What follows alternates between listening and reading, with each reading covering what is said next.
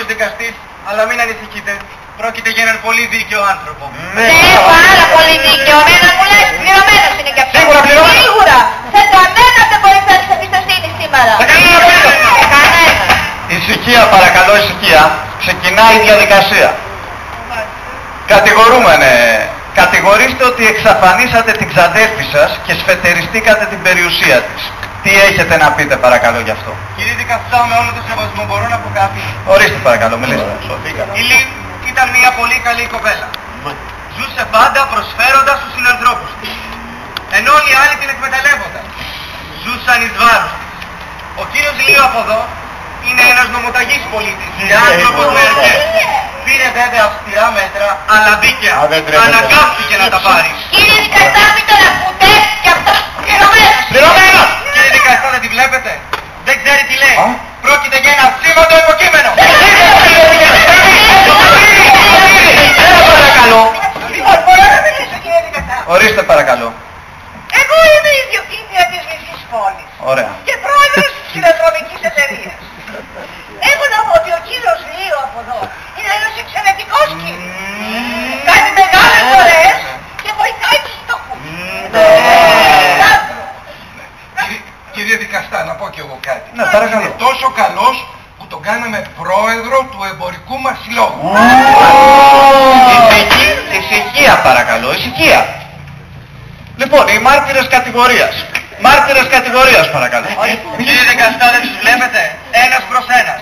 Όλο το κατακάθι της περιοχής. Παρακαλώ. Μάρτυρες κατηγορίας. Τι πράγματα είναι αυτά? Αν είναι δυνατόν. Λοιπόν, ορίστε, μιλήστε παρακαλώ, μιλήστε. Μας κατέστρεψε. Είναι εκβιαστή. Πίνει το αίμα των φτωχών. Μας έχει σκλάβους και αυτός τις αυρίζει. Εξαφάνισε την ξαδέρφη του. Τη σκότωσε. Και έκλεψε το εργοστάσιο της που με τον υδρότα μας το φτιάξαμε. Κύριε δικαστά, τον όχρο να ακούσετε. Είπατε και τον κύριο Φου που είμαστε οι άρχοντες της πόλης. Κατηγορούμενε, εσύ τι έχεις να πεις για όλα αυτά που ακούμε? Έχω να πω ότι δεν έκανα ποτέ κανένα κακό. Τώρα, αν έγραψα κάποιον, το έκανα χωρίς την θέλησή μου. Ήρθα να βοηθήσω την ξαδέρφη μου να μην ξαναγυρίσει στον δρόμο. Πάντα φέρθηκα τίμια και δίκαια. Γι' αυτό με μισούν. Και το μόνο που κέρδισα ήταν φοβερές τηλεχώριες. Ναι, τον μισούμε, γιατί η ξαδέρφη του μας μάζεψε και αυτός μας πέταξε στον δρόμο. Είσαστε πολλοί, δεν χωρούσατε? Ναι, και η Γέρ και τα λεφτά του. Ναι, τα λεφτά τους, τα λεφτά τους. Τα έδωσε στον αγαπημένο της για να τον κάνει να ξαναγαπήσει τη ζωή.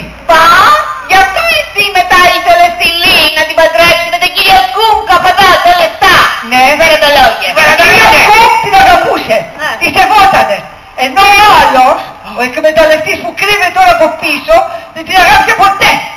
Και αυτό που έκανες αρχιλογιστή σου, Για να σε κάνω τίμιο άνθρωπο. Ναι, γι' αυτό το πούλησε στην κυρία Τιντού από Γι' αυτό. εδώ. Τι να κάνω, αφού τις πασπάτε με τα γόνατα.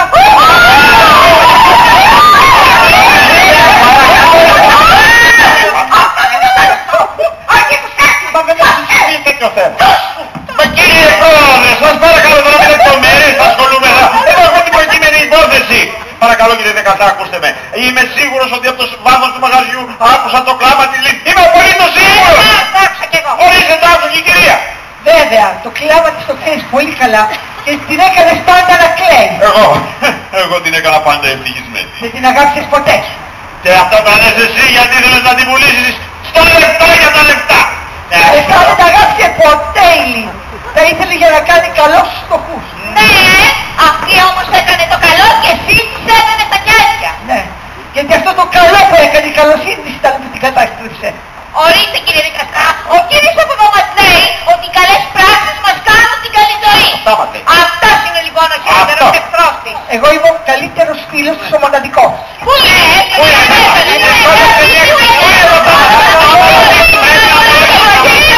παρακαλώ. Σταματήστε! Έφυγε! Γιατί θα την κατασπαράγατε! Κύριε δικαστά, θέλω να μιλήσω, αλλά να φύγουν όλοι έξω. Ναι, είστε δίκιο. Όχι, δεν πας, δεν πας πουθενά.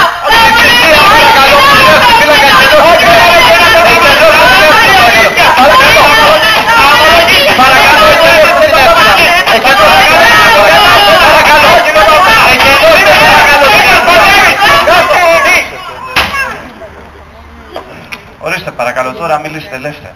Σας γνώρισα. Είστε εσείς που με βοηθήσατε να φύγω από την παλιά μου ζωή.